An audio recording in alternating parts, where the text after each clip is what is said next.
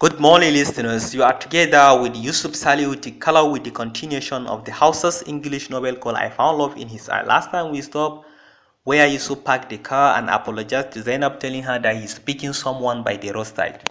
Today we will continue with the chapter 10. He opened the car door from his side and I closed it back. He opened again and I closed it back again for the second time. What is wrong with you, Zainab? Everything about you is wrong with me. How could you ask me to go back because you are picking up some garbage by the roadside? I replied to him. He was about to pour all his anger when he saw me slide down the glass to talk to the lady. Salamu alaikum, I give her a handshake. She looked so puzzled. Oh, I am Yusuf's cousins. I came to stay with them for my wedding preparation. I could see the relief expression on her face. I am Zainab too, what a coincidence, she said. I smiled back at her and I opened the door. She sat in the front while I went back to sit. Nemsi, are you our in-law? Because I heard about you from Yaya Yusuf, I asked her, looking at Yusuf through the mirror. Yusuf looked so angry and he gave me a warning look from the mirror. I put on my earpiece and continued listening to the sound on my phone. I don't want to hear their conversation. I wanted to disrupt his date initially, but I know that it will be of no benefit to us. That was why I ignored them. We arrived at the airport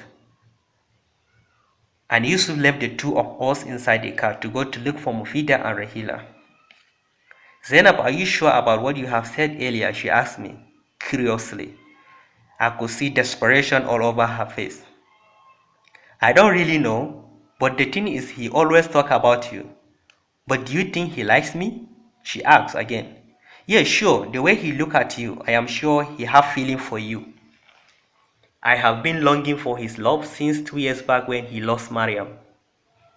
Who is Mariam? I asked her. She replied, she was my elder sister. I looked at her with confusion. Your elder sister? She was about to reply when I looked up and I saw Mufida and Rahila coming with Yusuf. I shouted and I went out to hug them. They were looking, mashallah. Zainab, I miss you so much. I miss you more, Dr. Mufida, I replied to Mufida. I do not really miss you, Auntie Zainab, Rahila said. And I say, I know you, naughty girl. We squeezed ourselves so hard and did not even recognize the presence of Zainab and Yusuf in the car. Mufida shook her head and said salam to Zainab and held my hand to the car.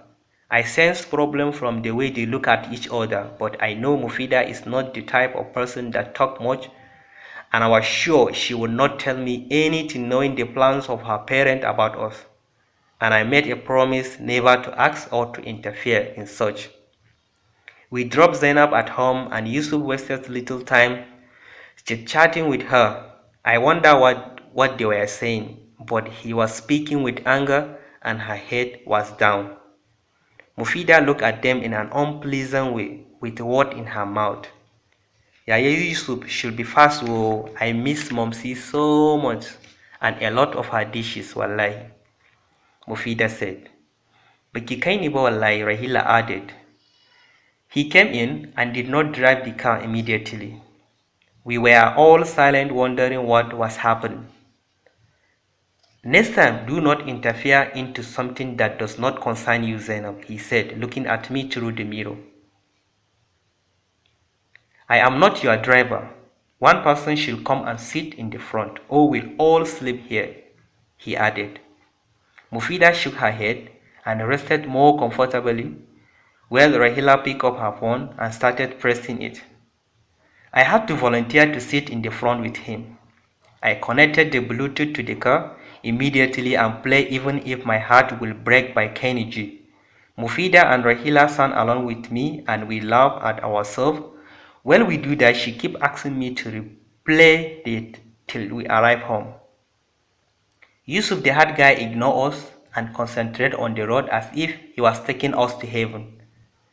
Upon our arrival, Auntie Halima and Uncle Sunusi were sitting in the garden waiting for our arrival. They were so glad to see them. We all entered the house and there were varieties of meal. The whole house scented like heaven. Blessing helped us with the luggage. Well, I went straight to the dining table to pick up the cooler with the help of Rahila. We all sat on the floor while Yusuf led a prayer for all of us before we started eating. We gisted after then and we make our way to our rooms. I wanted nothing other than to listen to Ismail's voice.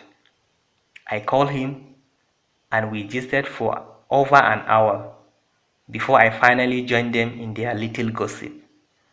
Those two always had a topic to gossip about. I was seriously craving for yogurt then when I remembered the remaining one I kept in the fridge. I put on my hijab and went downstairs immediately. I saw Yusuf on the dining table doing some work with his laptop. I ignored him and went straight to the kitchen. I opened the fridge and there was no yogurt. I made my way out of the kitchen and I heard him calling my name. "You can have this," he said to me, "but are you not afraid of stomach upset?" I replied to him, "I am, but seriously I wanted to take it." I replied to him holding my stomach. He pushed the yogurt toward my direction and made me to go and get him some glass of water. I brought it to him, but he was not looking at my direction. I stood for about 3 minutes and then